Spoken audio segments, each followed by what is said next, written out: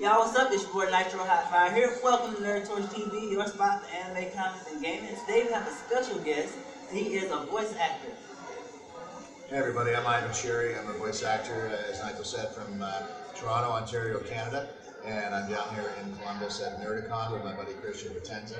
And we're very happy to be here. We're having a great time seeing a beautiful part of the country and meeting some fabulous people. All right, great. So what we're going to ask you is, what are your three favorite characters that you play? You know, I always have a problem with favorite characters, but I think my number one favorite character is Inspector Gadget. I became the new Inspector Gadget about 3 years ago, and we've got 26 episodes out on Netflix here in the States. We've recorded 26 more, and they're being animated at the moment, and they should be out sometime next year. And you know, I've inherited a very famous raincoat with him. I'm walking in the shoes of the Giants with Don Adams and the great Maurice LaMarche. And so for him, I think, you know, he's certainly my favorite at the moment because I love playing him. He's so oblivious. He's been around for 30 years. You know, there's actually was a pretty good Inspector Gadget up here yesterday. Yeah, Justin actually, he's here today too. He's awesome. His company is Cosplay Inc. and they're out of Knoxville, Tennessee, and he does shows all over the states. Oh, okay. So we become good friends with him actually. That's pretty cool. Yeah. So two more.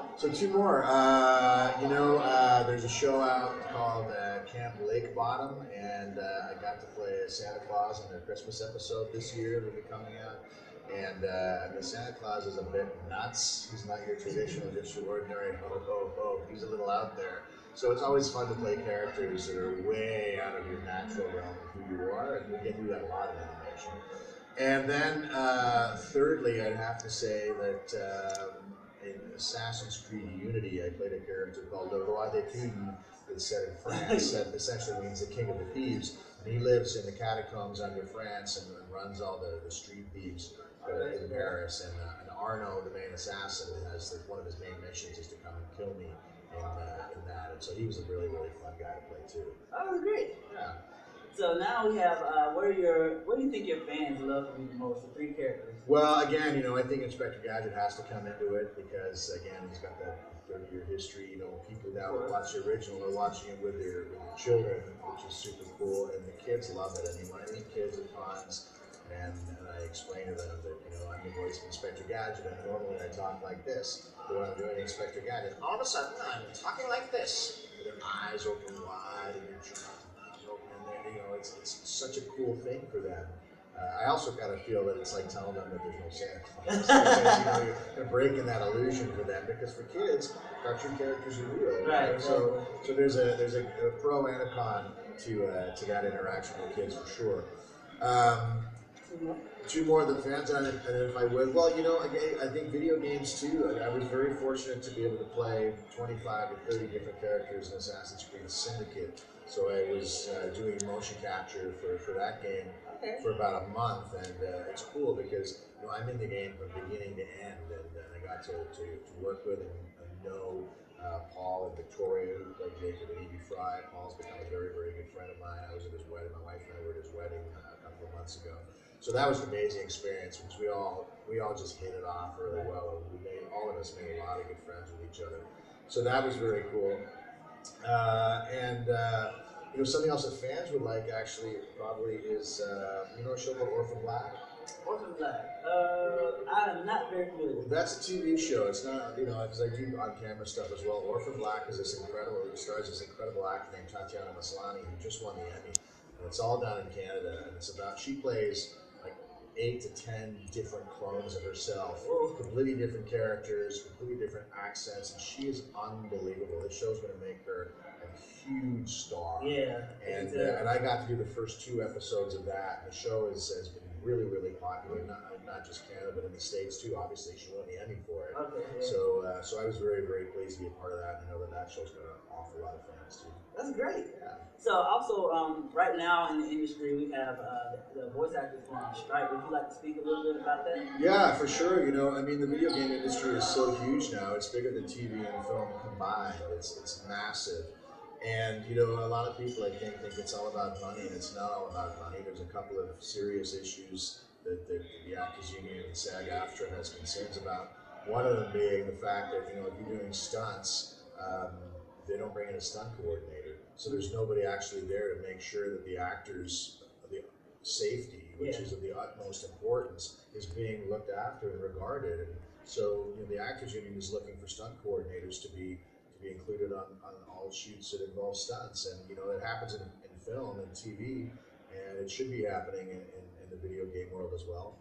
Secondly, the voice acting component for video games is extremely taxing. And when you're an actor, you make a living with your voice, and if you can't use that voice, you can't audition for anything. And the work is so taxing, and you're doing after you're recording hundreds and hundreds of lines, then you get into what we call barks and oh-nos, and that's all the screaming and the shouting and the getting shot and getting stabbed and drowning and being on fire and being car accidents, and you're screaming and shouting and in pain, and it goes on for a long, long time, and it can shred your voice. So when you're doing a long call, it takes you out of the possibility of the opportunity of work. And as actors, we're always looking for more work. We're always going to auditions, job interviews essentially, to try and to get jobs so we can pay our rent and feed our families.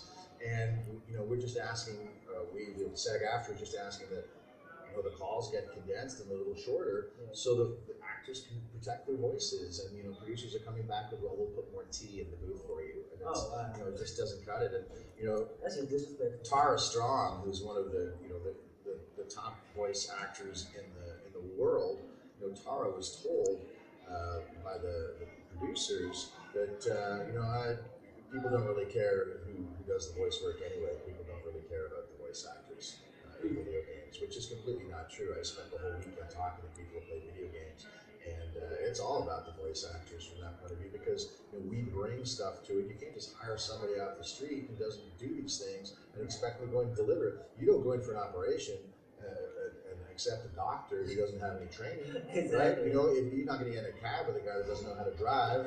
So it's those things are not big asks as far as the union is concerned. The other thing is, some games have made, grossed over $1 billion in their first day of release. I think Grand Theft Auto 5 made something like $650 million profit on their first day. So it's bigger than any movie ever. And, the Actors Union has had residuals in place for film and television and commercials and everything else for decades. And we're just asking for a small piece of the pie based on sales. If you sell $2 million, you just like a little bump. If you sell 2 million copies, 4 million copies, 6 and 8 million copies. There's a little bump at each level. It's not asking for a lot of money. We're not talking, hundreds of thousands of dollars here. It's just a piece of the pie for the work that we do. And that's a model that has been on in film and television and everything else for a long, long time. So, the Actors Union and actors in the States don't feel that that's a big ask. As a member of ACTRA, our union in Canada, we support that. And if anybody checks out #PerformanceMatters on Twitter, and you'll see and be able to read some of the reasons, and some of the great voice actors in the United States just speaking their reasons for what we're looking for and why. And it's not a big ask. We're gonna put that on the screen. Awesome, thank you. Now, do you have any tips for anyone who may want to be getting into the voice acting industry? Absolutely. A couple of big things just off the bat is read out loud. As a voice actor, you're speaking all the time, and sometimes you'll get in. You have to do what we call cold reads, where you don't see the script before. Usually in a video game, you don't get the script until you arrive, and all of a sudden you're playing doing hundreds of lines for all sorts of different characters, and you're not even aware of the full context.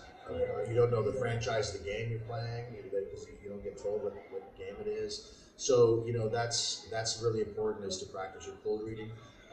To record yourself so you know what you sound like, because we don't sound the same. We don't hear the same sound that other people hear in our own head because of the resonance of our skulls. So it's important to know what your own voice is, and also depending on who you're talking to, because if you're talking to your friends, you don't speak the same way as you do to your mom, as you do to your professor at college, or if you get pulled over, you certainly speak different to a police officer as you do to your buddies, or your girlfriend or your boyfriend or whoever it may be. So that's good to know. That way you become very familiar with your own voice, and that's the place that you have to start before people will start worrying about how many voices they can do and how many impressions they can do and all the rest of it. We have to know our own instrument first. So that's two really important things to do. And plus, take advantage of YouTube. There's tons of people out there that are very accomplished, that give tips and lessons on YouTube. You can see split screens of actors doing video games and animated things, animated features and shows. Yeah, I've seen some videos. Right, and listen to commercials on TV and the radio and YouTube. Instead of hitting skip ad or going to get a Coke in the fridge while the commercial's on, listen to the commercials, because these are the people that are working. When you're playing the video games, listen to the voices. These are the people that are working. And when you're aspiring to work in the voice world, you want to aspire to be the people that are out there doing the job that you want to do. Exactly. Oh man, it's been so great having you on the show, and it's just been an honor, man, My pleasure. to have this interview. Before we're gonna close out, and in your Inspector Gadget voice, can you tell the people thank the people for watching Nerd Torch TV? Yeah, absolutely. Because Inspector Gadget is always on duty. So I would like to thank you all for tuning in here today on whatever it was you just said.